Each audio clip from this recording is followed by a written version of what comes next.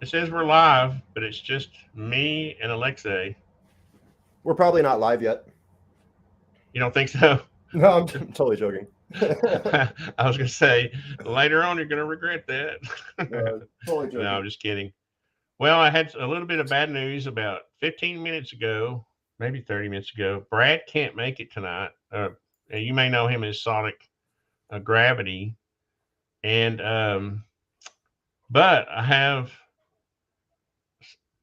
an excellent guest, Alexei Novitzky. Someone you guys have probably never seen before. I I don't mean to treat you like chopped liver. What's that phrase?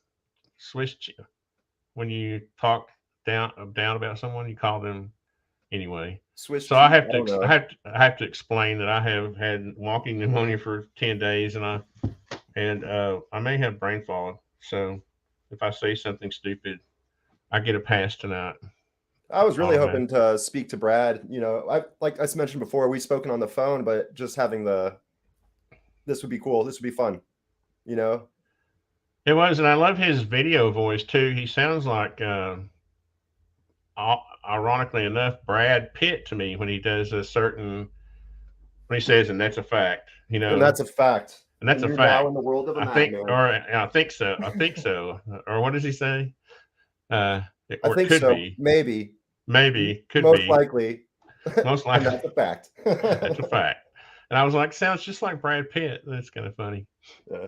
But I like his show, and I like his work a lot actually. Not only because it aligns with mine and reinforces my biased opinion, but he does a good job with all the math and the I'm gonna numbers. I'm gonna post this video. I think this is the one he submitted for. It should say hashtag pace. I think it's the Oh, first. I was checking it out his channel earlier today. It's the first one on his YouTube feed. uh, Maybe, what I maybe. found, I found Theory of Everything Part One. Excuse me. I think maybe he just edited that and then like reposted it for Kurt's thing. If you don't know what we're talking about, Kurt Jimungle had what you call it, a competition. Uh, Um, he was basically having Physics people submit challenge, their what's that? a theory of everything challenge, maybe. Yeah, that's a better. Yeah, I was trying to find the word, but a theory of everything challenge. Of course, that's basically that Kurt's channel is Toe theory of everything. Excuse me. And Brad and Alexei were honorable mentions. What would you call it? but he called it an honorable mention. Honorable mentions. Yep. And of course, I didn't make the cut, but I was on the show. I'm just kidding. I thought that was No, pretty cool, man. I think a lot of people that I've spoken with were on the show. Like you were on the show. I forget who else was on the show. There were a lot of people, but there was like, like it 30, was cool. 40 people. Yeah, Yeah. it was really cool. the the what was his name? The guy, not Ashtakar, but the fellow who kind of got what I was trying to say about the Bernardo. Bernardo. Yeah. I actually have a video where I chalked out just that part. But it's kind of funny when I was kind of stumbling with my point, and I saw him smile, and I thought, oh, maybe he either thinks it's funny or he gets it. But Yeah, he got it. I mean, he took what I was trying to say and actually said it, and that's kind of the difference between an academic and just some guy who's building houses. They know how to speak. You know, right. which is awesome because you have to know how to communicate with people. Was You he the know. one that was talking to Avi about the existence of God, or was that a different guy? Yeah, no, it was Bernardo, and they were Okay. having because Kurt sent me the link and I joined, and I was waiting to join, and I was watching their interaction, and I got to go in right after Avi. So I was telling Bernardo, I was like, I really am here to congratulate you or something to that. I was like, I I really don't appreciate your response to Avi because Avi can be kind of overbearing a little bit, I don't you know know. why he didn't just say, "Well, Avi, what created that scientist?" or what Yeah, created that that's scientist? what I wanted to say. What? Yeah, no, that's why in my theory that I proposed, I literally said, well, what started that vortex? God said, he showed ego, or thought. Yeah. Um, And see, yeah. one thing, and I don't think people are going to necessarily understand what I'm trying to say. Um, at some, so in the levels of intelligence that humans have, at some point, if you reach that point where you know what you know, and you don't try to really overstep that too much, then you can exist in this world. The world of Avi Loeb's and Ashtakar. What's Ashtakar's last name? I forgot. He's the Indian physicist. I don't remember. Anyway, I'm talking about them because they were on at the same time I was, and they were awesome. You know, and I just thought, and I'm here. I am having a conversation. Carpenters having a conversation with physicists and mathematicians, and it was really awesome. And I don't know how I got so lucky to be on as long as I was. I think it just turned out to be the timing of it all, and the fact that Bernardo was trying to help me out a little bit because I stumbled with my point a little bit. But Yeah, I think that was really cool. And then Sonic even got to go on later with some other people too. I forget who he was on there with, but oh, he came back? he went on. He was on for about 5 minutes. But there were two other people that were one of the, you could say, more well-known guests. I forget who they were. I don't. And I may have overstepped my bounds a little bit, but I mentioned in the comments later that really Kurt should be more aware of the time that he's giving all of the guests. That he was really kind of focusing. Like I felt like you should have had more time, you know. And but that's a minor key. Yeah, I'm minor not worried detail. about it. One of these days, just projecting the best future possible. I'll be on every show there. No, I'm just kidding. But No, I Kurt, think go ahead. Sorry. Brad has similar thoughts that you do, right? Regarding well, I'm really now I just realized I'm really sad he's not here because I wanted to kind of quiz him about the whole hologram, the toroidal shape of the. Anyway, have you've seen that part of his theory where he thinks the universe is a two dimensional hologram applied to it, a toroidal shape? Uh, is Yeah, that he's basically saying like we live on the surface of a black hole. Like our entire existence is the surface of a black hole, and he describes the black holes as being toroidal. Yeah. but the issue I have with that is that nobody ever really explains how that how we observe a three dimensional. We observe a three dimensional universe. We can measure things in three dimensions, right? Yep. This thing about being in a hologram really kind of annoys me, to be honest with you. I wasn't going to say that if Brad was here, but since he's No, not no, it's here, good to be I honest, can't. right? Like it But I don't like it in a way because it diminishes our universe when people start saying that, because to me it translates into the whole thing's a simulation. I don't agree with that. There is feedback. I believe the universe does give feedback, but I don't think we're existing within a simulation. no, I don't either. And that's Yeah. that's that's exactly what I was going to ask. I wasn't going to say I think this. I was going to say, don't you think that really, literally, the words I was going to use diminishes our existence because it makes us seem like more like a one and a zero, that we're made of just we're programmed, and our individual souls and spirits don't have much purpose. That's the whole thing I have. And the other problem I have is that if we can't rely on our sense of observation, what can we rely on? If I can't in my mind imagine that we have spacecraft already past our solar system in deep space. How many millions of miles is that? If I can't rely on that being that, I mean, so how thick?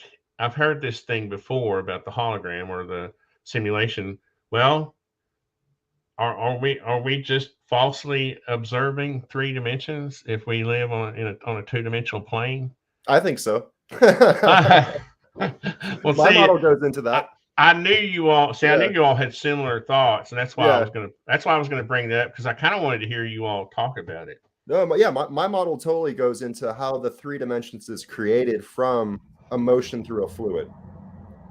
Like the three dimensions we were experiencing are being manifested from one half past and one half future overlapping, and we exist in the now. Here we go with this past thing again.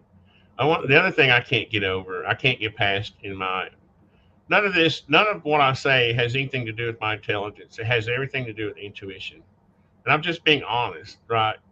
I can't. I can't sit here and say I can show you the math that we can't that the past doesn't exist, but my intuition tells me that it doesn't. And the way I understand how time works, this was one question I had for Brad too. Maybe he just wanted to check out my questions before he came. Maybe that's what it is. I see you're spying on us now, Brad. I get it. But no, seriously, he mentioned time. People all I think people get this wrong about time dilation, right? I think you can the faster you I mean, the closer you approach the speed of light, time will tend to slow down for you, right? It doesn't slow down for a stationary observer or what they in their reality. Time is their time. Your time is your time, right? Your time is always related to your inertial reference frame. Thank you. That's the scientific answer I was trying to right. Yeah. So no matter how fast we go, we can only maybe there's a point to where we can make time stand still, where you're out in the middle of no universe with no reference, right? There's nothing around you. To you that's time standing still, right? There's no motion. I didn't say emotion. I meant to say motion. Um, so to you, time has stood still. You would have to freeze all the incoming light, right? Because we measure time based on you could even just say the electromagnetic state, right? So if you and I are both on Earth, we both see a yellow light and it's yellow. But if I'm traveling near the speed of light away, now that light has shifted to red. And so my time slows down, Right. right? So the only way to actually like break Relative to the observer. relative to the observer that's still seeing the yellow light, right? Yeah, yeah. Yeah. Yeah. So then Because that's I'm sorry, go ahead. I was going to say, in order to slow down time, you need to make a sphere around yourself that doesn't let any light come through. It's almost like a magnetic wall that would stop time from coming towards you. The light state. That's why I always just refer to light state. And the way Yeah. and see, I think people get confused and think you can go backward in time. I don't think you can. You can only come to a point to where you become light, and at that point, you can't. So that's where You're on. my theory says that you can. Well, I But know, but I'm yeah, trying to understand because, okay, I've done this thought experiment a million times, and I can't get myself back in time, right? Because you can only in your the result you have by traveling up the speed of light and coming back to Earth is that the time on Earth progressed faster relative to you, right? yep. So you come back and you think it's the future when it's really there now and you're now. Well, it's always the now, right? So that's Right, where right. the Okay. concept of the So greater now. you can't, the faster you go, the worse that's going to get. You can't go back. You can't go backwards because Well, the past doesn't exist. and so this is where I would say that it all exists in the now. And what I mean by that is that we're experiencing, just like what Bradley would say, we're experiencing a thin slice of a black hole. But this energy, this raw energy of creation, is constantly drifting inwards. So it's actually making a Fibonacci spiral inwards. So the now is always spiraling inwards. And so the past exists further out, but I'm not saying it's the same past that existed. It's just a less dense realm of creation. That's how I describe it. Well, see, Realms I of can go creation. for that. I can go for that as long as someone that isn't telling me that they can travel back in time and change. Because if you could, nobody would. I don't think anything would exist because there would be too many paradoxes being created. Well, and that Right. speaks on the fractality of like a multiverse concept. So like Right. where, It does. yeah, It does. It does. But that to me, that's the loophole that people use to, you and I know. think the modern way people describe it is a parallel universe, right? So I think that there's lots of different times that exist that are all flowing inward. Um, But see, to me, even that dilutes the purpose of human. Right? Are there a million copies of me out there? You know, what's that person? Is one of those killing people? Is the other one, robbing people? Is the other one, think he's God? You know, that means me. This one. What? How many of me are there? It just to me, I can't go there because I can't support it because I feel like that we're too. I think all life is special, but we're special in our own way, and that's what I think. It doesn't mean I can, like I say, I can't back it up with math, I'm constantly but changing my models too. As soon as I see something that is like, well, that needs to be explained now, or how does that work? So always upgrading. Uh, huh? but Well, that was one thing I was wanting to hear you two talk about. The funny thing about it is that I feel like the fact that we can actually talk about it and imagine that shape and imagine the universe on the toroidal donut. What's the one called with the excuse me, I'm still coughing. With the horn torus. Isn't that kind of what he draws in his where the centers of the donut connect in the that's just middle? like a Taurus, right? A Taurus. Yeah. Well, I don't know that I was thinking the donut was the torus, and then the one that connects in the middle has is it called a horn, the torus, anyway. But I remember years ago looking at this, and there was they would slice them in two, and so the regular torus doesn't connect. It's like a regular donut, and then the other one does connect in the middle. And I was thinking that's what you all were talking about how, but um, I said that and now I lost my train of thought. I know what I was going to say. I think the fact that we can actually imagine that and we can observe black holes shows me that we don't live in a black hole because I don't know again. That's where I have a hard time thinking we don't. Like we can't see past the cosmic microwave background. We can't see into black holes. We're seeing a specific layer within a How do whole we black hole get? structure. Are you saying? But the light can't escape a black hole. So, but what does light behave like when inside the black hole? I thought it was sort of like in a vortex mode. That's where I'm getting at. Like, so we live Yeah. in a giant vortex. Our entire dimension is one layer of that, and so that vortex just keeps going inward. And so there's different harmonics that are created from that. Now I remember all of this from your books, but I didn't realize that you were saying that whole assembly, that whole thing was inside of a black hole. Yep.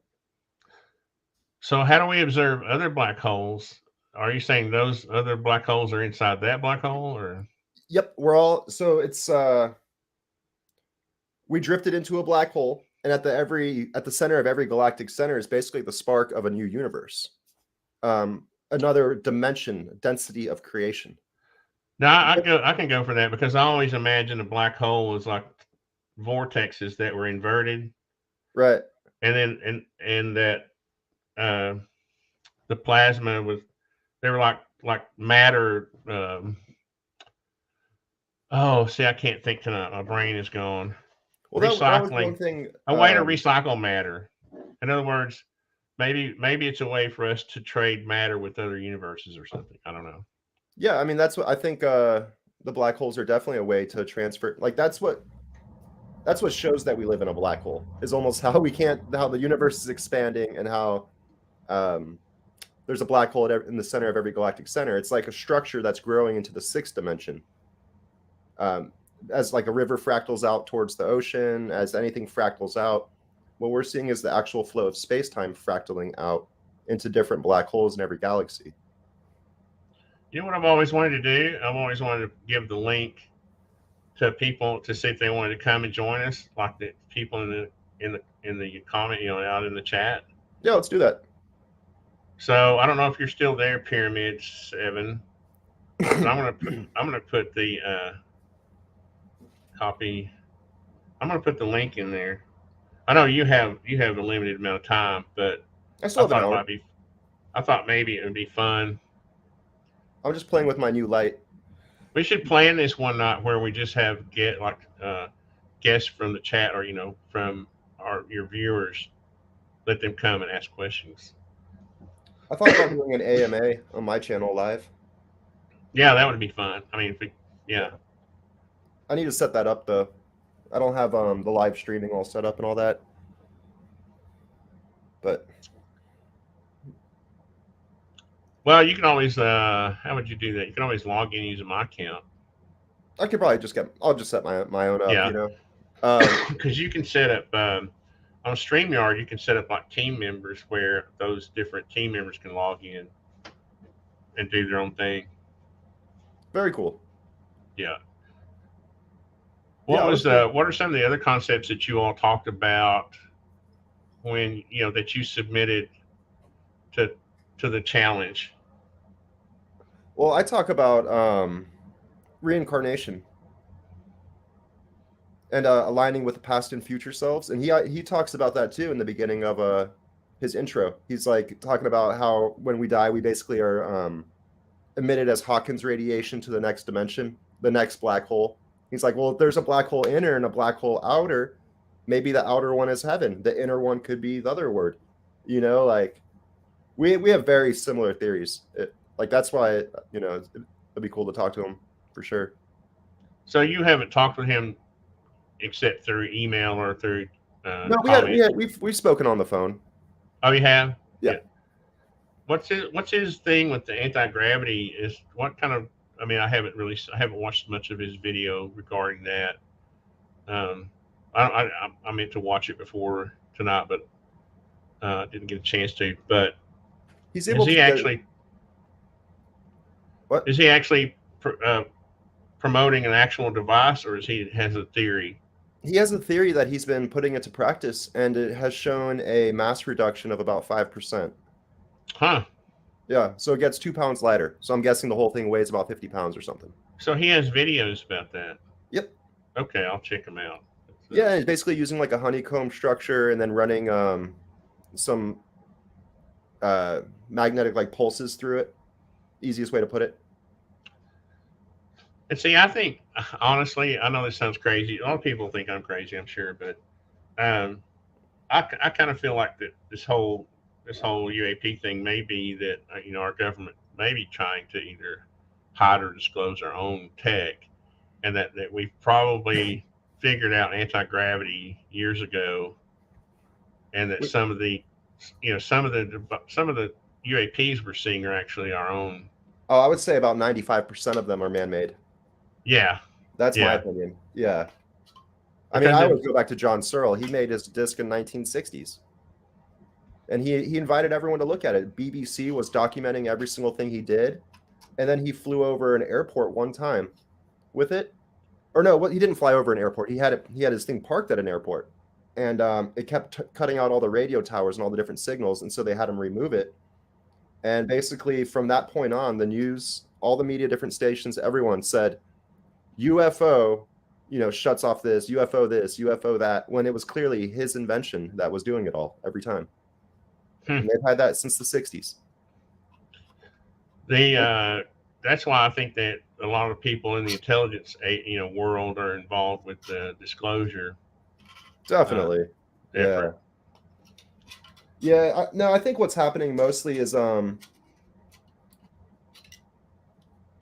like, I think we mentioned it before, like a fishing exercise. Who knows what? Where is everyone? What's going on? Yeah, Who can actually help us move this forward?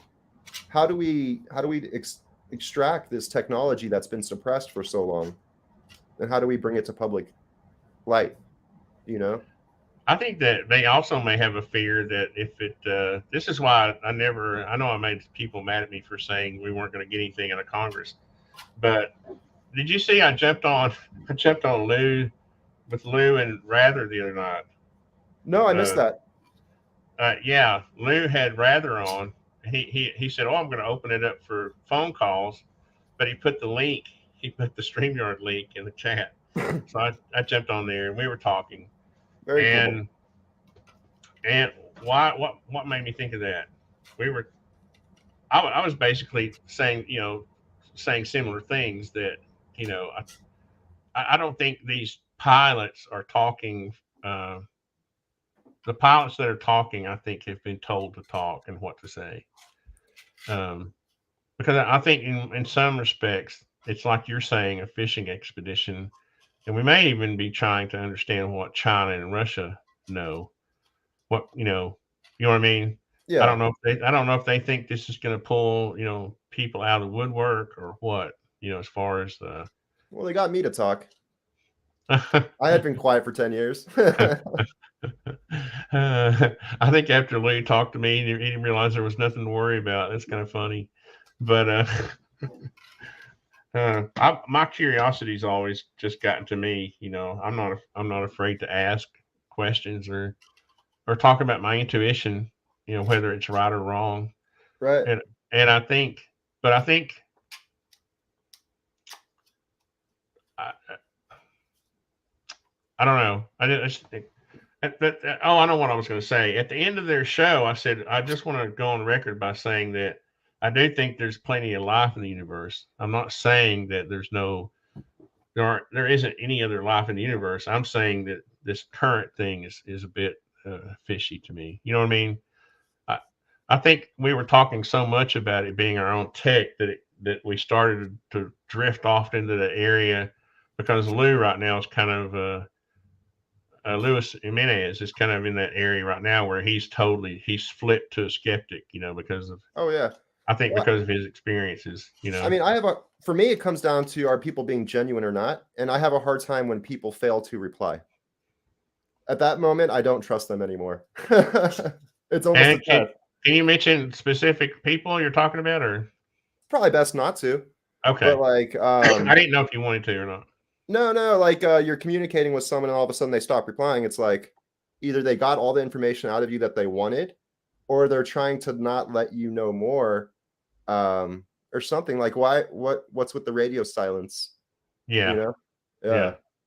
And I mean, I love Lou Elizondo to death. I don't know him that well, but I still like him. But on the other hand, I mean, I'm not a fanboy. In other words, I understand that.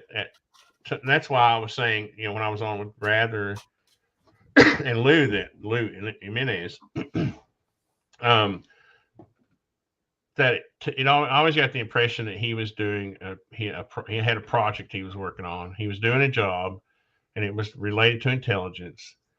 And at some point, that phase of his project came to an end Yeah. because the communications did slow down. They did almost cut off. Although he did answer one email. Um, I forgot exactly what it was about, but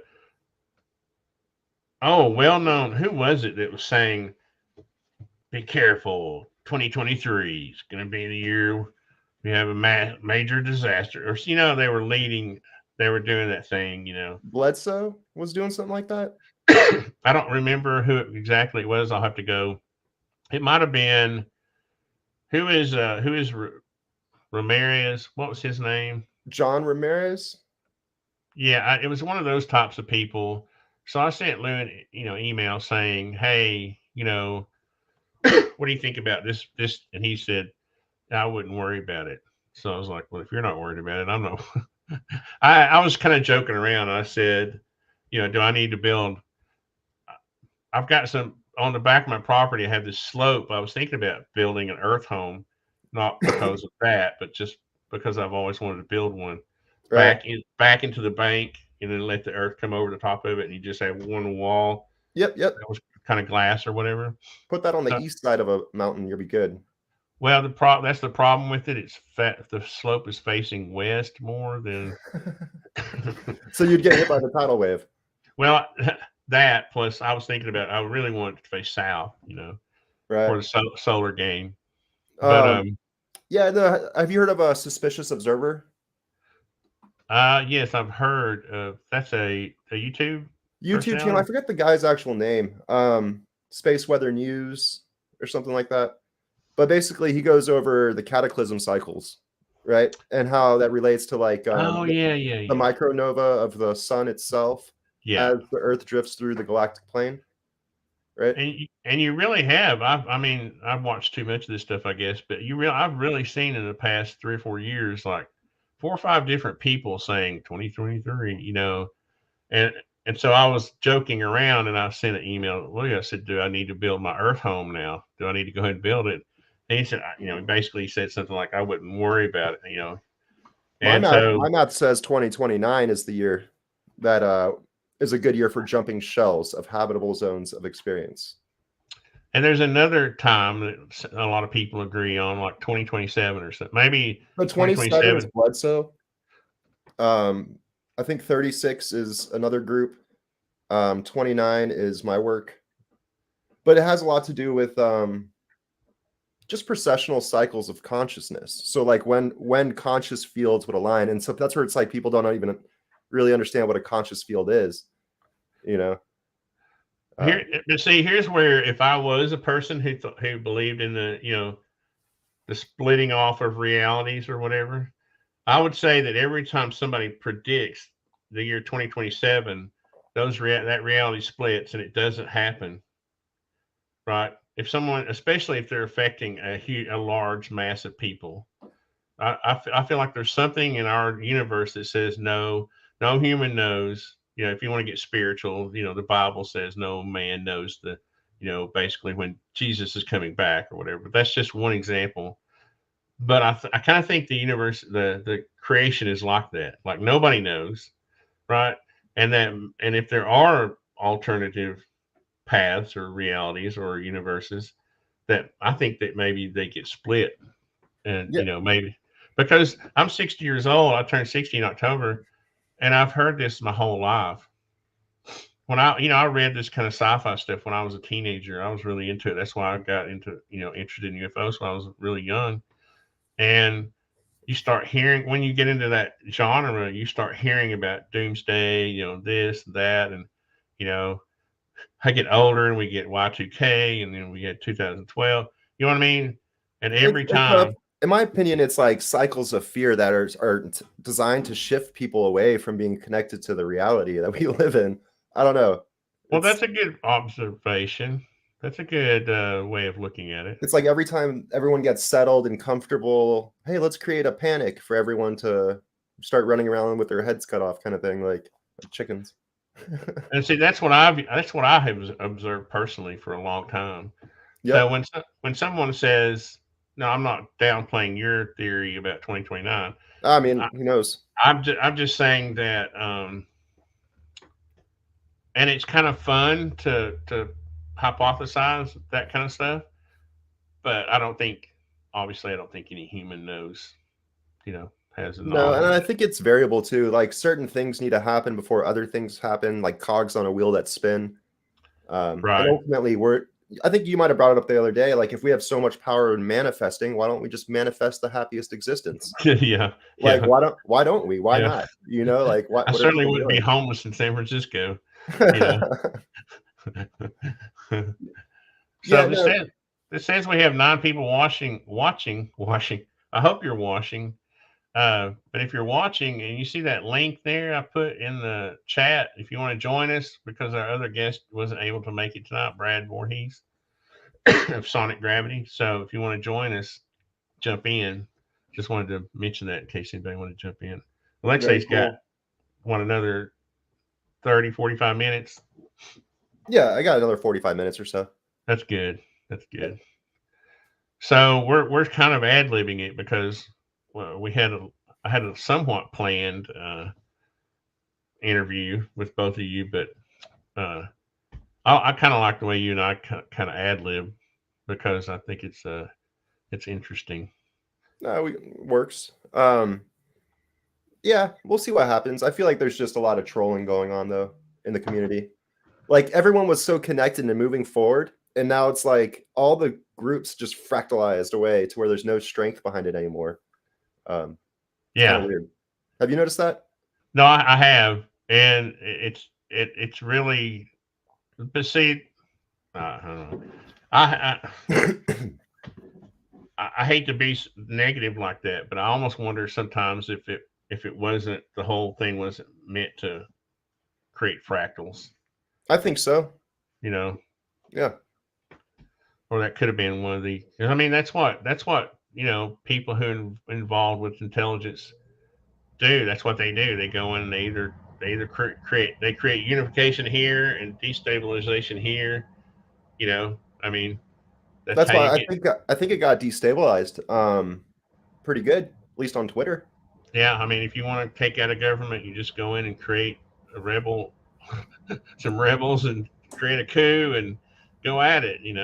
Some of them work, some of them don't. I just found it funny. Like this UFO, the Twitter spaces were doing so great. Other things were doing so great. And everyone's like working together as a team. And then it basically like everyone just started getting on each other's nerves or something. I don't know exactly what happened, but um, Well, to me, I was sad to see that, and I have a hard time talking about this because I'm a capitalist. I want people to be successful and make money and all that, but it seemed like some people saw an opportunity and started putting out content that was kind of either not related or over the top or no real justification. I'm not going to mention any names, but I'm just saying, you know what I mean? And all of a sudden you saw things going behind paywalls, or you can't see this unless you're a Patreon member, or so oh yeah, now so the fractals were going all over the place, definitely. the At the end of the so day, and that's where it's like we all have that creative delusion, right? We're all trying to make a dollar to eat food. And it's kind of sad that we live in that state, but I mean that's where we do live. And so that'll pop up in any genre. No, I You know? mean, again, that's what I started off with was that, I'm a capitalist too. I mean, but I'm trying Yeah. to make my money in other areas. One thing I said when I first started my YouTube channel was that I wasn't going to be one of those guys who were asking for money or trying to, and that's okay for other people, but for me, I wasn't going to do it because I felt like I could do anything I wanted to do. I didn't have to focus my channel, so I get turned off a little bit when I see people start off with what seem like good intentions, and then they turn it into something that is disappointing to me. You Yeah, know. I've definitely heard those comments. You know, obviously I wrote some books and I want to sell my books, and people are like, "Oh, you put your book behind a $60." I'm like, "No, all my information is free on my channel." That's I've actually, I don't know yeah, how to justify this, but I think that's different. yeah, I mean, if you write a book, okay, you I've written, I'm writing a book now, and I'm printed stuff. It costs money to do that. So if people want those, they're gonna have to pay a little for them. that's kind of the way it works when it comes to Yeah, producing products and selling them. yeah. That's why, like, when I see an artist selling their work, it's like, well, maybe you should respect the fact that the artist made the work. Um, you So know, I'm not. So that's why I was a little hesitant to bring it up. Um, I think it has to do with what people preach when they start out, right? If you have someone who started out saying, "Oh, I love everybody. I want to do this because of love, and to bring all the humans together and save, bring angels down and hug, and then all of a sudden they're like, but, a month later, if you want to see an angel, you got to come to the Patreon channel." But anyway, that's kind of petty. I know I'm creating delusions and fractals of of reality. negativity. Yeah. Uh, but I don't even know how I got off on that rant. Sorry. I apologize to the universe. But if anybody is out in the chat, we've got 10 people watching. If you want to join us and ask Alexei questions, because he has written, and I do appreciate you because you bring me back around to. I remember when I first met you, and I kind of chuckled at the whole delusion thing that that it was so obvious and so blatantly, you know, made me so aware of how people do get off on little tangents or delusions. Well, and that's where society is today, where everyone's so fractalized, right? The common oscillator that we all share is the Earth. I mean, when you hang clocks on a wall, right, the same wall, and they're mechanical clocks, they'll start clicking at the same time because they're sharing a wall, the common oscillator. And right now, humanity is completely out of tune with each other because nobody is oscillating with their Earth. They're oscillating on their phones, or they're oscillating in these little man-made delusions that aren't, they don't go with the flow of reality or the flow of creation. And ultimately, what my work I try to do is actually promote world peace. So I am that guy.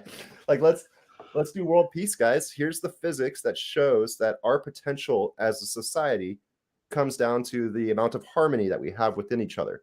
Like, if we're always butting heads and doing all this friction, we're never going to be a successful civilization.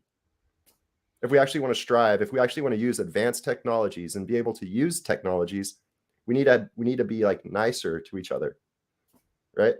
We can't Yeah. advance if we're not respecting each other. There's no way. Well, we're never, I know this for a fact that if you get on like on a construction crew, if one guy, creates friction, the whole crew is off, right? Yep. And especially depending on what his role is, especially if it's the saw man, right? Because you got all these carpenters nailing stuff up, putting stuff together, and they're yelling out dimensions. Hey, I need a 2x4, 29 and 7/8 inch long. If he's over there going, whatever, I'm going to cut this, 26 inches long, and he's throwing, you know what I mean? That one guy can throw off. And that's kind of what happens in, I guess, any kind of genre is the only way I can describe it, is that um, you and the other thing is I think we got too, you can get too wrapped up in something, right? I think people, especially on UFO Twitter, got so wrapped up in it that they didn't take a break, they didn't take a break from it. And they had, so their expectations were so high that when those expectations weren't met, that They're just that locked in their phones, staring at their phones, waiting for the next thing to be told to them. What yeah. to And think. so what do you turn to? You turn to negativity when you don't really, honestly, you're like a child. If you don't get what you want, when the report didn't come out, I was like, oh no, I'm staying off Twitter for 2 or 3 days because it's going to be, what the heck, it's going to be tension. And you know of course, I mean, I'm not some genius, but I didn't expect anything, and I Yeah. still don't. I just I have a don't. hard time with the one. I mean, this is one thing that Lou Elizondo does say is look inward, right? He says Yeah, that, and I always go back to that too because you guys are, not you, but other people are expecting the government to come out with like this document that says this is what you need to now think. Think what we think this now. Here, think this, and it's like literally them passing you a piece of paper, and now you need to think this. I think Um, what amazed me about the whole government office thing was you had a lot of people who weren't familiar with politics get really excited about it, right? For some reason, I have been around politicians most of my life. I've helped with elections. I helped get a mayor elected here in Chattanooga. I know politicians. Okay, there's politician is a dirty word for a reason. Okay, it's not that they're bad people. It's just that they have their own agenda, right? There's political parties you have to worry about. There's donors you have to worry about. There's getting reelected. How are you? It's a machine, right?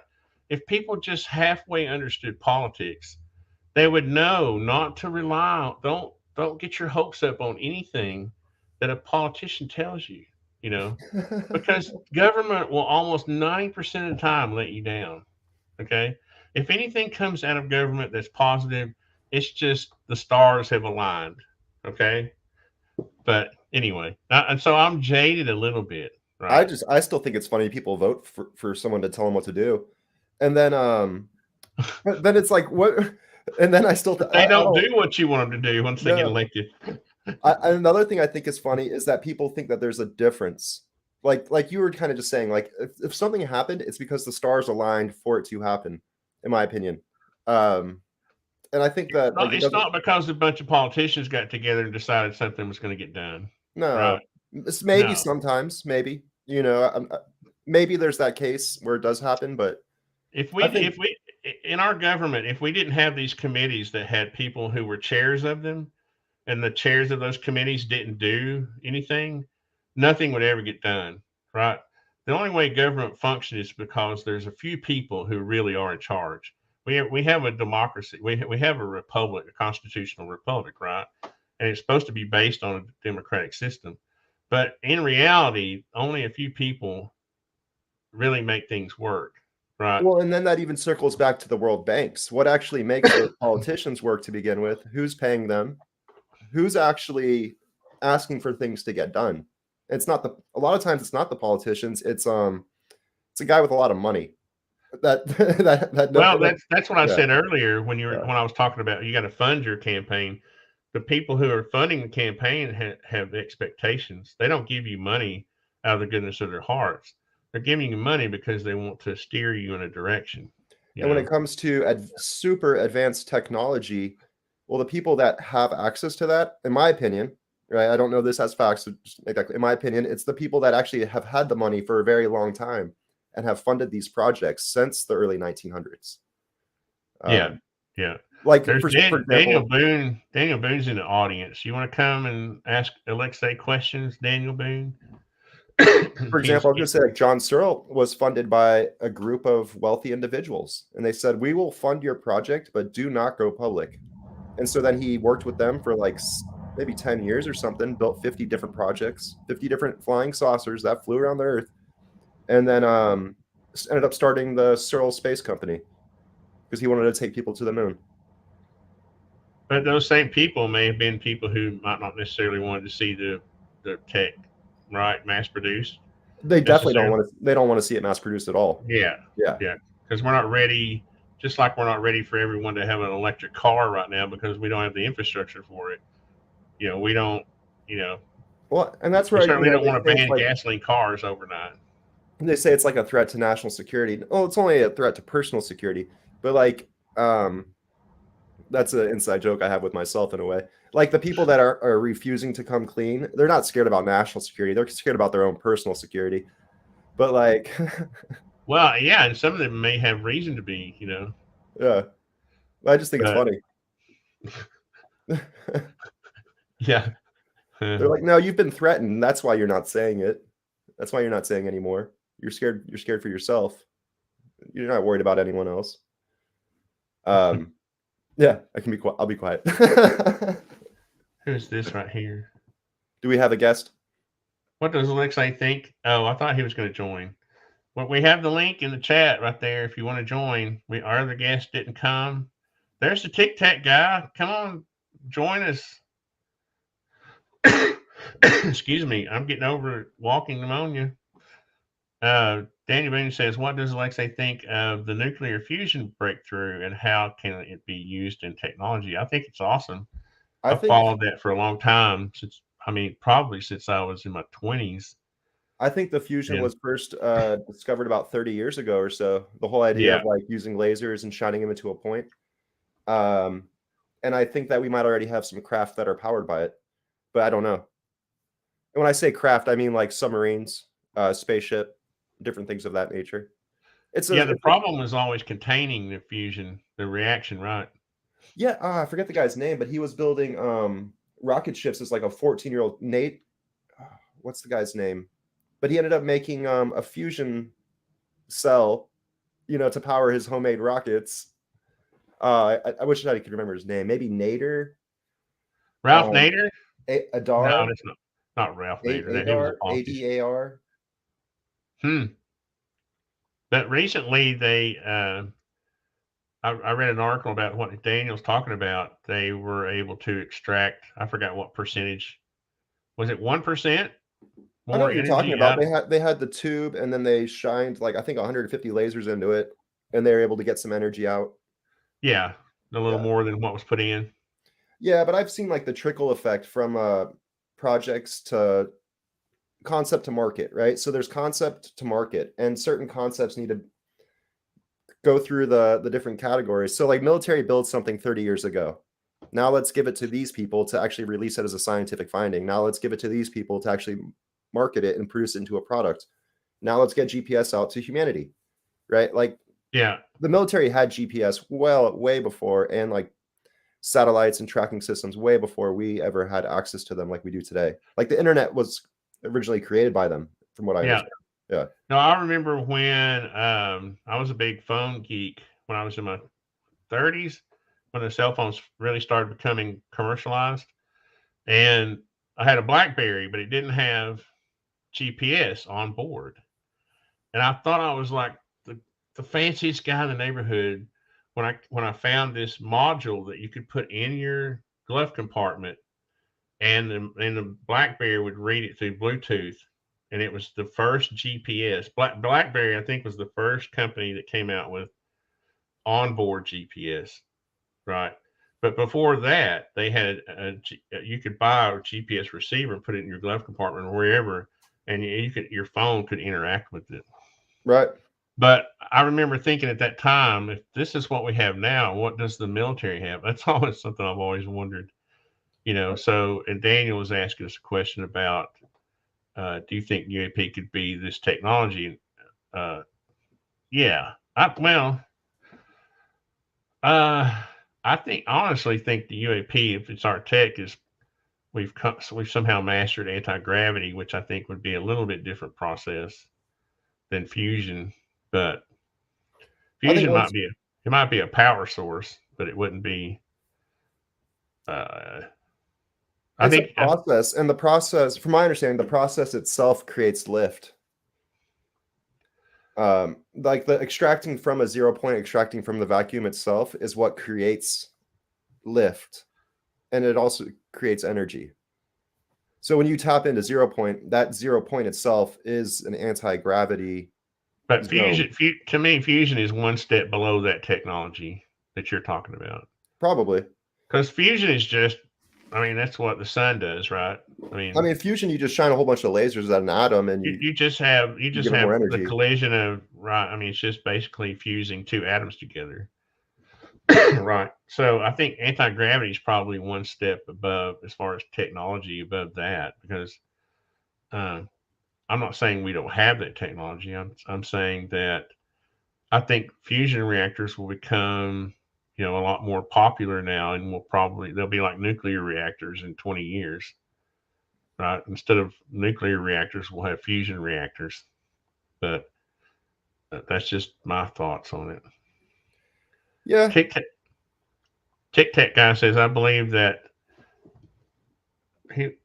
You remember Tic Tac guy? He was Yeah. the guy that I interviewed. Let's see. I believe that tech was trickling out as well. Yeah, yeah.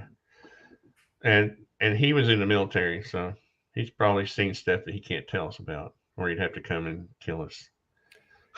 Yeah. No, I mean, the concept of it now at this point seems pretty old. Like the idea of creating a warp field or a warp bubble or expanding space behind you and contracting space in front of you. Right. All those concepts are like well known. And T. Thomas Brown, invented electrogravitics in 1912. Yeah. Controlling gravity with electricity, 1912.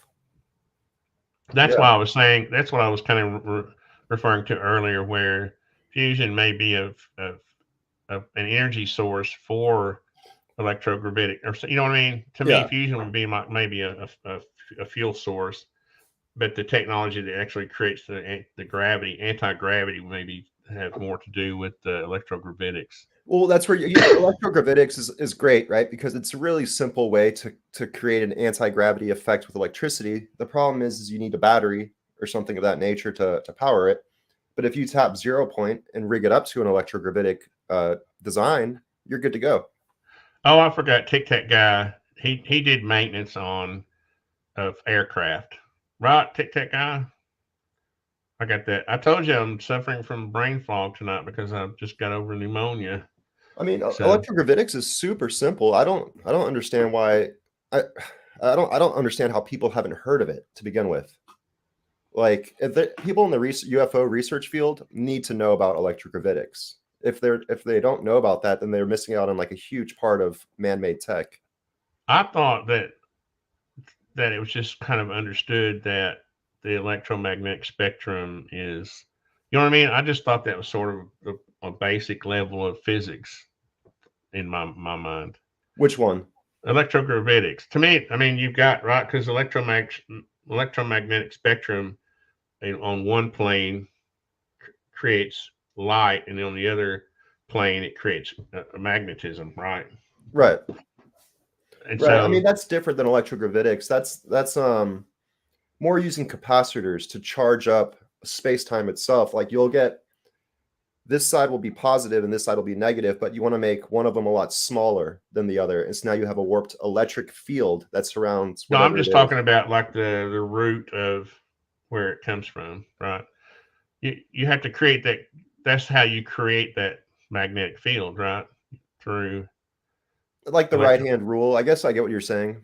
Yeah. Yeah, That's more of a yeah, I see what you're saying. I think that's more of like an electricity to like I'm magnetism talking about like the relationship. circuitry of it.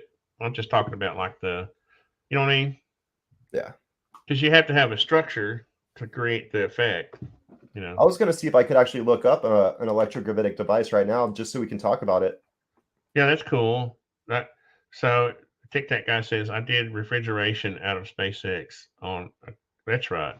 So I'm sorry, Tic Tac guy. Again, we're friends on Facebook. I know who you are.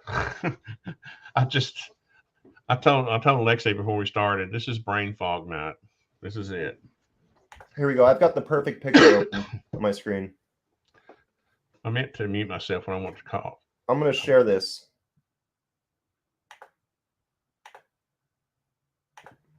There All we right. go.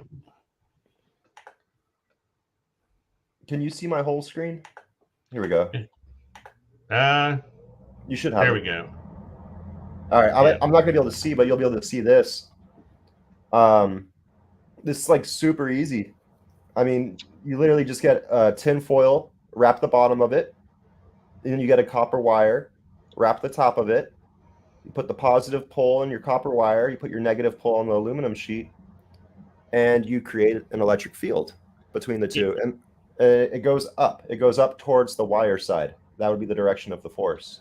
And what I was talking about was what the wires are creating. The wires are creating. Electromagnetic field around the wires. Yeah, they are. There's a good. If I were to look up T. Because Townsend anytime you Brown, run current through a wire, which is what they do, they run a current through the wire. You get an electromagnetic field. you You get a get a shape magnetic like this. field. What's that? You see the shape? So you end up with like a bigger shape and a smaller shape. And that's actually like a expanded space-time and then also compacted space-time. Oh But yeah. it's based off of the electric field Right. that's created. Yeah.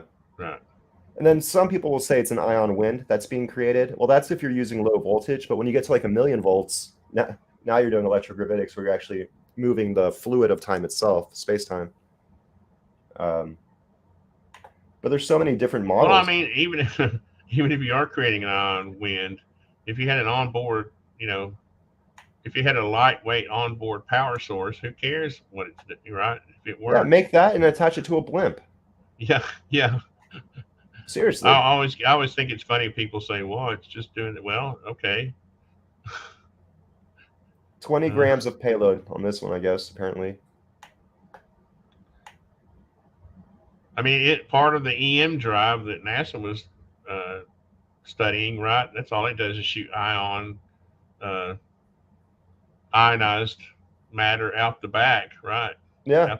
Out the bell. That's why I have a hard time with those big, like those big black triangles.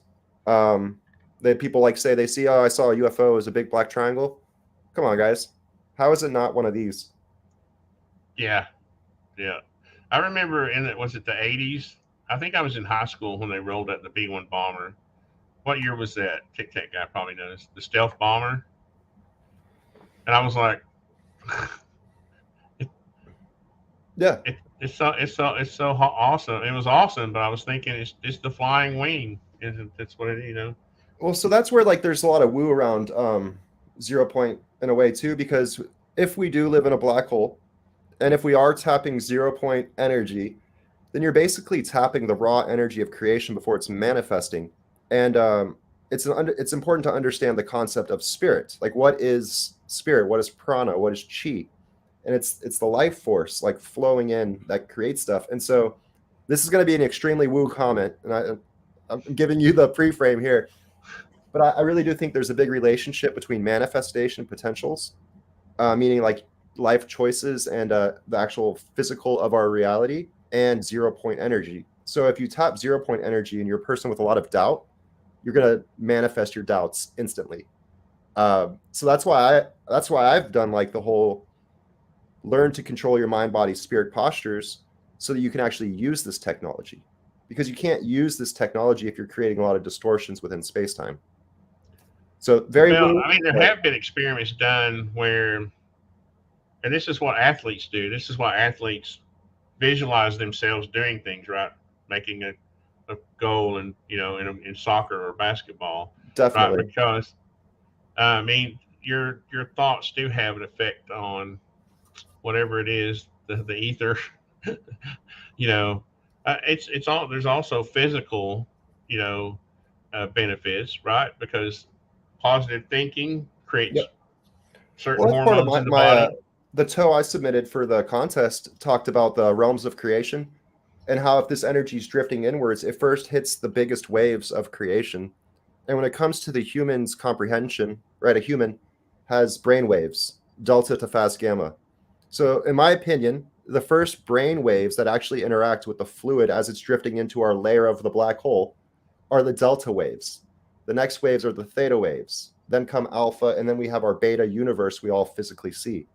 So, like, I do think that the subconscious delta theta waves reorganize and synchronize the fluid of creation before it enters our actual physical realm and creates the future that we all experience. So, yeah, that's where visualization goes a long way. And if you're tapping into this field that connects all the dimensions across time, you need to really be aware of the postures you're holding before you do. So that's where I'm at with it, in my understanding. I know. I think you misunderstand me sometimes. I think most of what I say is more of a wish than something that's based on reality. I really want this reality to be a physical reality, you know. But I think at some point we will reach the point to where we're at the, maybe that's when, you know, Christians think that God will return, Jesus, right?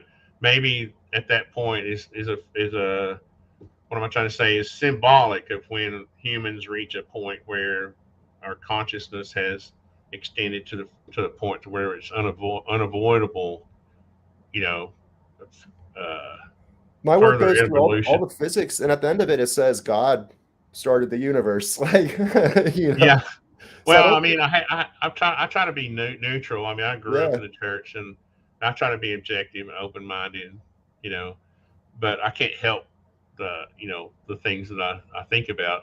I want this reality to be. I think it was given to us. It's a gift, and that's why I kind of have a problem with the whole hologram thing. Is because I think this gift is bigger than a hologram. It's more fun. It's more glorious. It's more bigger. It's more dynamic than a hologram. Hologram to me is something that's video game stuff. yeah, and I think it's I think also just people are trying to find the right words to use, right? I So know I'm not being critical. I'm just sharing what I think. yeah, yeah, for sure. And Now like, I will admit, because I'm a contractor, I feel like sometimes when I say things, there maybe I'm using a little too much brute force or something. But when I say them, but I guess it's more of, like I said, it's more of a wish than a. I obviously don't have any. They're talking about Salvatore Pius in the chat. what about them? Uh, Tic Tac guy, Daniel Boone. I think they're uh, recommending each other to go watch the Toe channel and watch his videos. And I like Salvatore, but I think he reminds me of that uh, savant type friend I had when I was younger. it gets kind of hard to listen to at some point because He he uses different words. He made up his own well, words too. I think to be able to communicate with people, you have to kind of calm your mind. And I think his mind, like the guy I grew up with, actually ended up accidentally killing himself because it, his mind always racing. He couldn't, you know, too many formulas and equations and thoughts racing through your mind at the same time is kind of not healthy. You got to be able to get a handle, to control. It's like I think that's what meditation is good for, I think right? I guess my 2 cents on Pius. No, I mean, this is where I get a little annoyed sometimes, but I know he's been doing his work for a long time, but it's like I had mine on display in 2015 at the Air and Space Museum, literally right next to NASA and Qualcomm. Um, then his patents come out 2017. But like, I'm not saying that he looked at my work. I'd really like to talk to him because I have heard him say from what I remember, I heard him say light state. I heard him say certain words that only certain people know. I noticed that too. Yeah, I so noticed it. Yeah, people get he has a separate interview with. I think he has several interviews with Kurt, yeah, and and uh, just to finish my thought real quick, like the civilians will patent things and then they disappear from the patent office. And then the military ends up releasing the patent a few years later. That's part of the cycle that I've seen in my lifetime as well. huh? Yeah. So I guess. anything that will literally tap 0 point or be like a changer like that gets confiscated immediately. It gets declared a threat to national security, and then the military ends up developing it and releasing it in their own papers. I'm not saying he didn't develop it. I'm saying that we need to understand that that's a process that is happening. Well, and if you think about it, I mean, this is where I think people get upset with me too when I agree with the fact that we probably don't want 100 mad scientists running around creating black holes in their backyards, Well, the So same the same technology can easily be used to like become a laser gun, right? yeah, Yeah, if you just and I know that sounds fascist for me to say that, but I mean we do have to worry about humanity to a certain extent. You know, if I remember when I was young and they first started talking about colliders, colliding atoms, people were freaking out left and right. I mean, yeah, you're going to create a black hole. That was the biggest thought. And I remember there was like a watch. It was like today they're starting the collider. There was the one in France or whatever, the 17-mile long. Which one is it? And the hydron, large hadron, hydron. yeah, Yeah. hadron, yeah. And people were like, "Oh my God, we're all going to die. It's going to create a black hole. We're all going to get sucked into it." And I guess obviously that got past government. they, they Yeah. they probably did their own experiments first and realized that maybe that it was harmless. I don't know. So you think that there's a military collider that we don't know about that's even bigger? I would almost think that there would have to be, don't you? I've never thought about that really. I always thought that the military or a certain class of science was always ahead, one step ahead or two steps ahead. I mean, Yeah. that's been my experience, right? I mean, because when they finally like the SR-71 Blackbird, when that was released, it was freaking 50 years old. you know, you know what I mean? So what was coming behind that? Right. What they don't just create that and stop creating, And and some then technology they never give to the public, right? They're never going to give us yeah, a nuclear bomb to like do dynamiting in the mountains for your mining exercises, right? They're never going to do that. So like some technology will never make its way to the public is what I'm getting at. the reason I'm laughing is because I remember when I was a young contractor, I tried to get dynamite to blow out a hole for a septic tank on Signal Mountain because it was solid rock.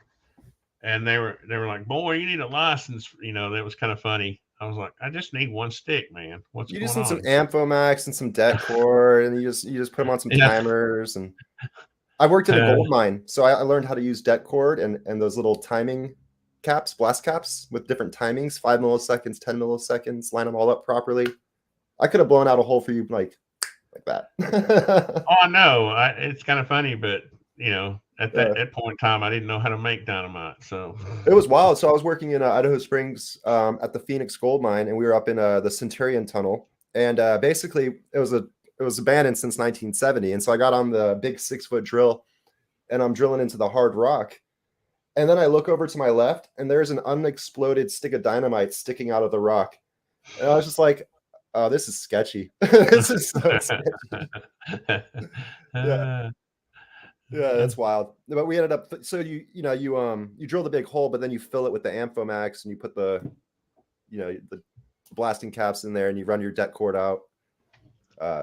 We did that for a TV show that came in. It was Globe Trekkers. So Tic Tac guy says, "Take me gold mining, Alexei." let's do it. Let's get some pans. Let's go find some. A lot of the gold is still in Colorado. A lot of it. It's estimated they only took out 5 to 10% of the gold. Huh. Yeah. All those gold mines got shut. Not all of them. It was those crazy labor laws that killed it. That's what I was about to say. They had the they can't Henderson hire gold little mine. boys and girls to go digging and down in deep holes, Right. for 10 cents a day. Well, what originally happened was World War II. So all the mines basically stopped mining gold and silver, and they started mining iron. And then after the war, basically, they just never reopened a lot of the gold mines. From what I understand, they just never reopened them. And then the EPA came in. You can't use liquid mercury anymore. The fish were getting poisoned in the rivers. All that stuff. That's something we can all agree on. Yeah. No more liquid mercury. But the guys that live up there, I mean, they still have liquid mercury, and they're using shovels, and they'll put they'll get their shovel, fill it with like raw minerals, raw materials, put the liquid mercury into it, and then get a blowtorch and just heat the bottom of their shovel, and everything evaporates except for like a perfect nugget of gold. It's a pretty cool thing to see. Yeah. Huh. I never thought about what the boiling point of mercury is. It must be like 5,000 degrees or something. No, I mean it's already liquid as a. No, I know, but a boiling point. It's not that. It's less than aluminum, I think. I don't know. Can you look that up real quick or no? I was just going to say. Yeah, I don't know exactly, but the blowtorch on the shovel was enough to vaporize the liquid mercury.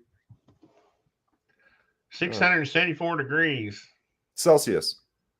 Fahrenheit. That's it for mercury? Yeah. So you don't need much. Just that's crazy. Yeah. It's like you say, it's already in a liquid state, right? It's not like, because I think lead is like 900 degrees. Lead's close to that. It's got to be hotter than that. No, because I used to do a lot of bullet casting, and I had this little boiling point of lead. My little pot didn't have to get that hot. I know. I've done a lot of aluminum casting. Oh, I shouldn't say boiling point. I should have said melting point and boiling point are two different things. Yeah, so the boiling point of lead, boiling point of lead is like 3,100 degrees, but the melting point is very low. Because it's only 327 degrees. Oh, 621 degrees Celsius Fahrenheit. I'm an imperial units guy. I resist. I get stuck on Celsius a lot of, and then I also get stuck on meters. It's just what they do in physics. Celsius, well, I know. I grew up with feet and inches, and I'm in the construction industry. So if I start talking metric, I would get shot on the job site if I start talking in meters and centimeters. Or if you divide feet into 5.2 feet. What is 5.2 feet? It's 2.54. It's 2.54 centimeters per inch. Right. So I know the conversion factors. I just don't like, Well, like on a construction job, you're not going to say, "Oh, that's 5.2 feet long." You're going to say it's like 5 feet and 2 3/8 or something, whatever it is. I'm doing the math. And it is a fact. It is a fact that that feet and inch is more accurate in my book because there are more hashtags. There are more hash marks. Like a 16th of an inch is smaller than a millimeter. And then you got the 32nd to 64th. But like, how close can you really get on those jobs? You don't need that. No, we usually measure to the nearest. Well, we go 16th. We try to do just because it's not that hard to do. Excuse me. But But the difference between a 16th and a 32nd, I mean, that's just a beat of cocking. here's my problem with the metric system. Okay, how fast do people say the speed of light is? They say 3 it's times 10 to the 8. they say 300. They say 300. Uh, three three 300,000 meters per second. What is it? 3 times 10 to the 8 meters per second. Right. Okay, yeah, but no. What's the round number they use? The round. It's really like 2,970 something. Right. It's Yeah. not. It's not. And even people that use the metric system always round up. Okay. They'll say a human is 2 meters tall. No, he's not. I'm 5'7". Right. If I was 2 meters tall, I would be as tall as I'd be taller than you. Astronomers round up. We just round. Yeah, I just well, yeah, I don't estimate. blame them for rounding up, but It's I like just have 14 billion years old, 15 billion years old. The universe is old. yeah, whatever. Yeah. But it's like the other day I was watching this program about the blue whale, and they said, "Oh, it's 30 meters long," and I looked it up, and that was like 10 feet longer than the biggest whale that was ever lived. You know, they were just saying a round number in meters, but Right. if I was going to say it in feet, I would say it was 329 feet and 6 inches or what. You know what I mean? I wouldn't do it. Well, that's where We don't meters round messed up. up. We don't round off in feet and inches. They We messed just up in a don't. way. They went straight from meter to centimeter. What about the decameter? Like what about the 10th of a meter? Why didn't that ever come into, we have the millimeter, we have the centimeter, we've got the meter. What about the right there in the middle? What's the 10th of a meter called? Is it not a decameter? Is it not? 10 Is that not right? centimeters? I mean, decimeter? What I've is it never heard called? anyone say it. I'm not saying it doesn't exist and there's not a name for it. I'm just saying like that's not a commonly used measurement. Yeah, it's a decimeter. I think people just don't like saying it. Is that what it's called? A decimeter? Yeah. I've always wondered it. I guess I've mispronounced it. I call it decameter, but maybe it's decimeter. I'm like 16 decimeters. Yeah, that's no. My thing is that I don't know. I better not get off. I have to use the metric system obviously because I do drawings for people all over the world. So I have to do some drawings in metric and some but I'm a big feet and I calm like down. the meters because it's Calm like down, fellas. you just divide Daniel by says, 10, huh? just divide by 10, you're good. No, it's not that easy. All right. Daniel said, "Calm down, fellas." We're getting too excited about our units. Our units of measurement. Yeah, that's funny. Meters are good.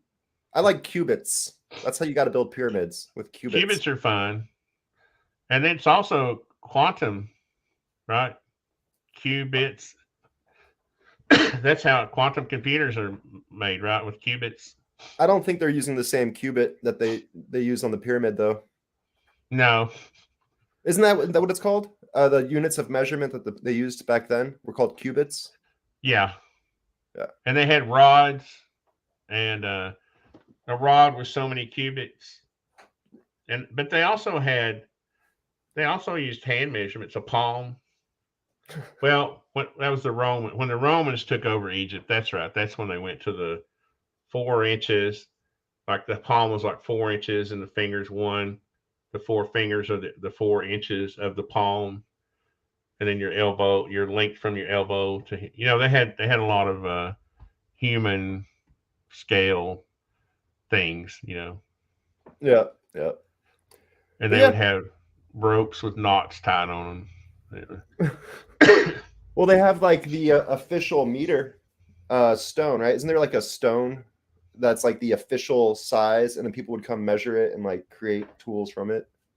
And then in Switzerland, somewhere in some vault. I think you know what I'm talking about. Yeah. Yeah, I know what you're talking about. Yeah. Somewhere there's a thing that is the official kilogram, right? It's made out of that one too. Yep. It's not titanium. What's it made out of? Cesium or something? I don't know. It's kind of funny. Copper? Huh? Not copper, is it? No, it's some kind of exotic Bronze? metal that it's because it doesn't decay. it's the reason they use it is because it doesn't decay as fast as other metals, and it's more dependable, Right. right? Which I think is a little anal, but All right.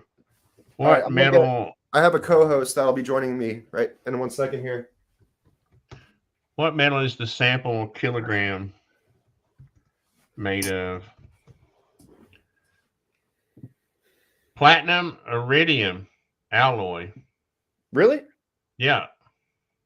The kilogram has very simple definition. It's the mass of a hunk of platinum iridium alloy that's been housed at the International Bureau of Weights and Measures in France. Oh, I thought it was in Switzerland. I'm probably thinking about the seed vault in Switzerland or whatever. I got my cool cat here.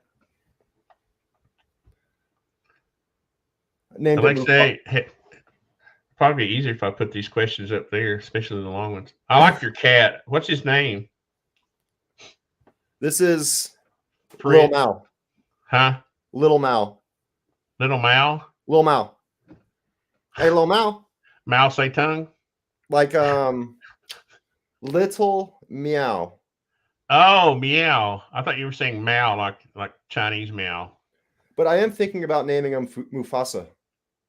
If it did have a name, it's either like Mufasa or Simba from The Lion King. It doesn't matter what you name it; it will never come when you call it that name.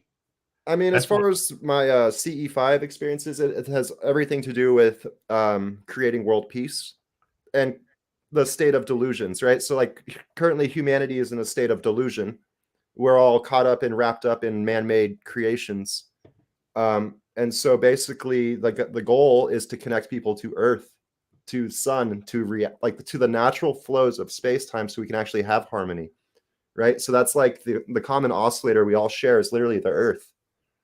And so by tuning your circadian rhythm to the Earth, you connect to the greater flows of creation, to where you can actually consciously connect to the denser and less dense realms of experience. So, I mean, as far as like the agenda has to do with the recrystallization. This is all, just from what I've gotten from my meditations.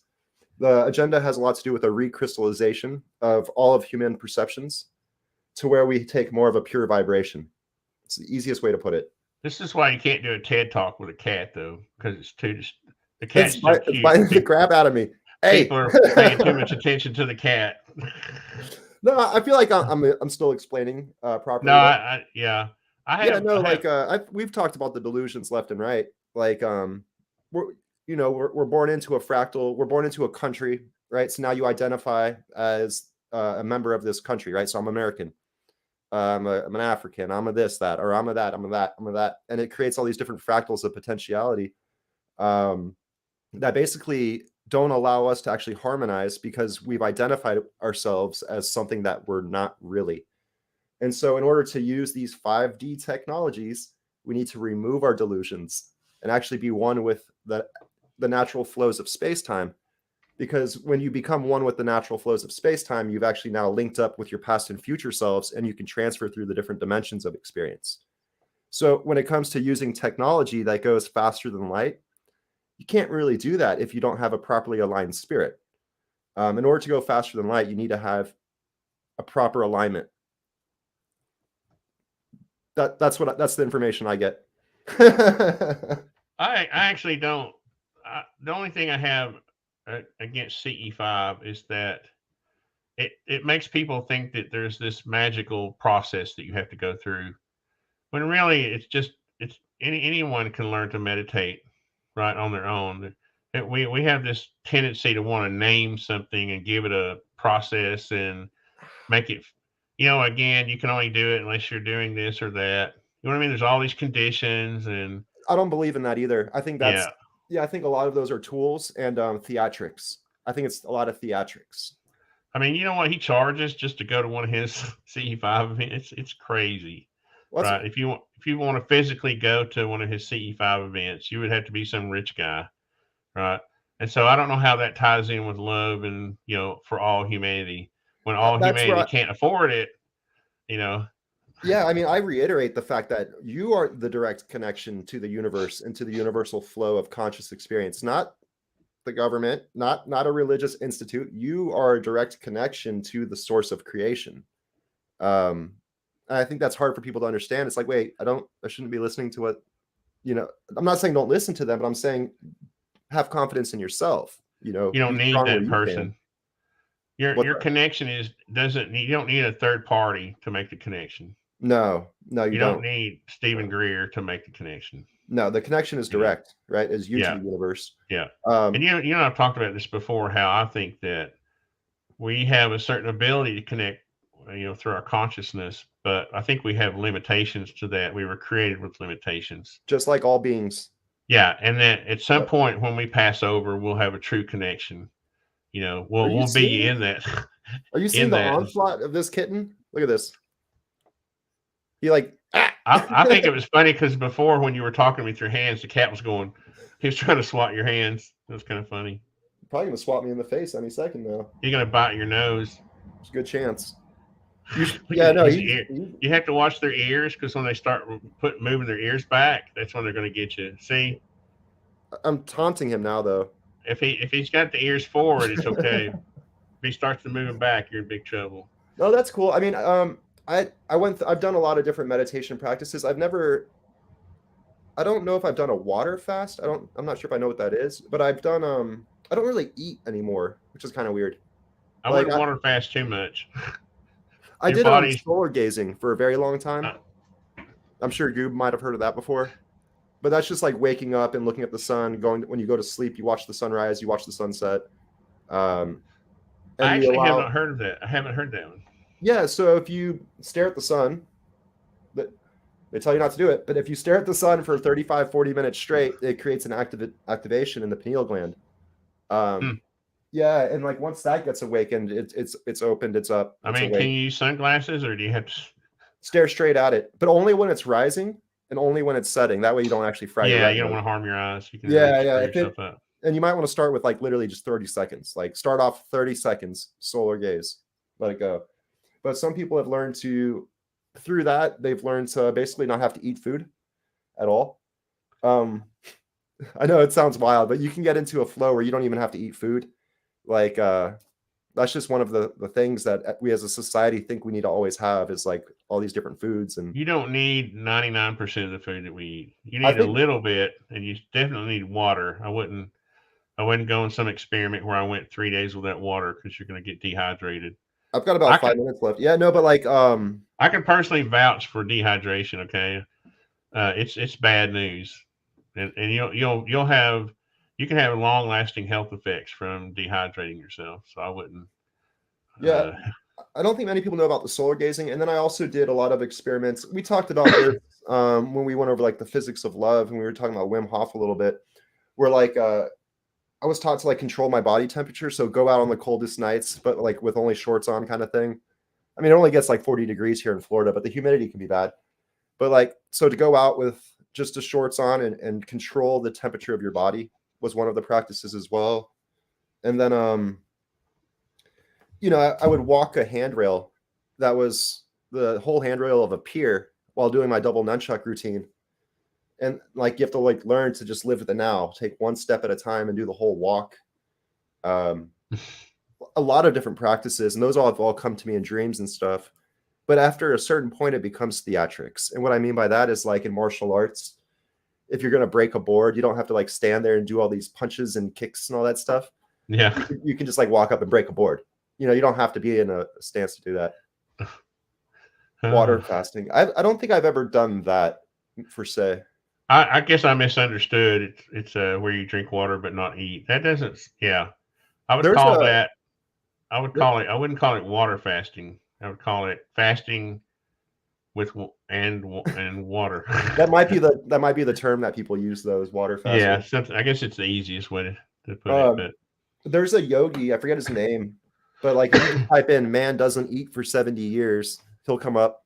And like the scientists even took him into a lab and they tested him for 2 weeks straight, made sure he didn't eat food, didn't drink water, and he doesn't eat or drink water. I think he's probably on a spiritual level that most of us haven't reached yet, though. I think that potentially, but then also there's something called a microbiome, and they never talked about that once. But the microbiome is the bacteria that naturally lives in your gut. Right. Yeah. So I Which think is that what your immune system is linked to. highly, yeah, I think that Yeah. and everybody has a slightly different microbiome. I think that what they should have done in those tests was actually measure his microbiome and see what kind of bacteria are existing in his gut, because maybe the bacteria is naturally some type of culture that keeps him fed. Just a thought. I was trying to figure it out. Yeah. Yeah. Yeah. But I know those actual bacteria have to have sustenance to live also. Water and some kind of calorie, some kind of Definitely a energy. cycle. Yeah. Yeah, you have to have, because you can't. I mean, you can try to break the laws of physics, but your body is using energy to survive. So at some point, it has to be fed some energy. That's where But we can extract energy from the raw ether of our creation. I'm just saying things. But like if you're perfectly in line, in my opinion, if you're perfectly in line with that spiral that it comes inward, it'll always keep you filled with nutrients and energy. Yeah. I right, and I'm not denying. I'm not saying that's not right. I'm just saying I think that some these are gurus we're talking about. Normal humans aren't gurus.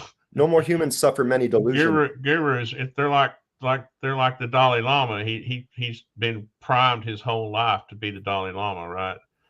From birth, he was the Dalai Lama, so he was conditioned. So you can't just one day say, "I'm not going to eat" or "I'm not going to drink." You'll die. You have to take the steps to activate the body. Yeah, you have Yeah. to. It's a process. You know. I haven't eaten yet today. What is it? It's almost 8 o'clock. Yeah, I normally don't eat until like 8:30 or 9 I waited. I at all. waited to have my beans and rice till after we were done, so I haven't eaten dinner. But Yeah. well, Alexei, I know you have to go. I need to leave in about 4 minutes. Yeah. I appreciate you hanging in there with me. And sorry to the audience, Brad couldn't come. We're supposed to reschedule. I'm sure he'll reschedule. He's a Yeah, really cool guy. I like him. Yeah. I like listening to the way he talks. I mean, there's certain people that make really good podcasters, like you're one. When you read your books, and Thank you. I appreciate that. your audiobooks are cool. And then Brad's got that podcast voice too. It's kind of funny. So go watch both of these guys. Both of these guys' channels are awesome. And they're Thank just you, good sir. people. Y'all are just good people. There's some people who are really smart who are kind of, a little on the arrogant side. Sorry. But I like people who are intelligent but know how to, interact with people at the same time. It can be awkward at times. I'm just kidding. I think that being a martial arts instructor helped me a lot with that, though. Yeah. Trying to train like 4-year-olds. Like, all right, that was an amazing kick. Okay. I'm just kidding. In my 20s, I told you I took Taekwondo, Yeah. and I only got to what is it, green belt, whatever. Sorry, I knew this point was going to come where I couldn't stop coughing. But my James Hobby, you can look him up on the internet. James Hobby was my instructor.